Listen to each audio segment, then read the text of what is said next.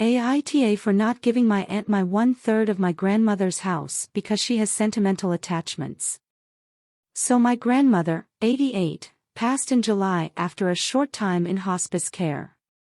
While she was in hospice care, my aunt had made comments about wanting the house to be known as hers, but I brushed that off because it wasn't the time for that. I knew what was in the will because I was there when she revised it the first time when my Aunt Kathy died, and then was consulted again 2 years ago when my mother died and she had to change it again. Both times all that changed were names. When her daughters died, she changed their parts to their respective children. And a new executor was appointed. This last time she felt she had to pick her only living daughter, but she wasn't sure she would be able to do the job, so she asked if me and my cousin would be okay with being backups just in case. So we were. Fast forward to when she died and my aunt announces that her and her husband will be moving into the house and keeping everything exactly like it is. She also said she will not be paying any debts from my grandmother because that's just wrong.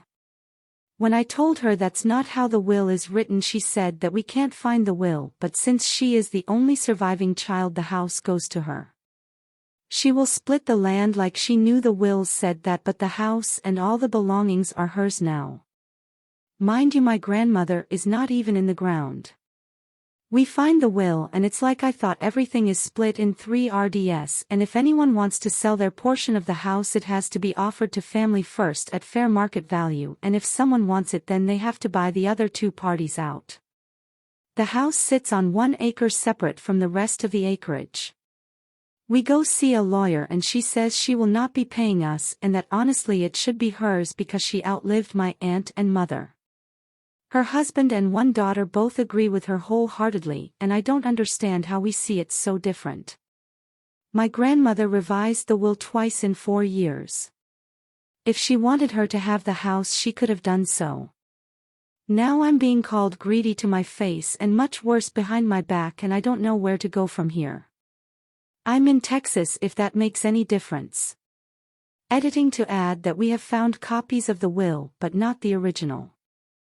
She is also crying poor and not able to pay for probate, which is why I went to the lawyer with her. I wasn't going to give her money, but I would have helped her by paying him directly. That is until she acted like she did in there. I offered to let her live in the house and keep it in all our names till she passed, and then letting all the grandkids sort it out. Her husband hated that idea. I also offer her to trade some of her 18 acres that she's inheriting, and that made her super mad.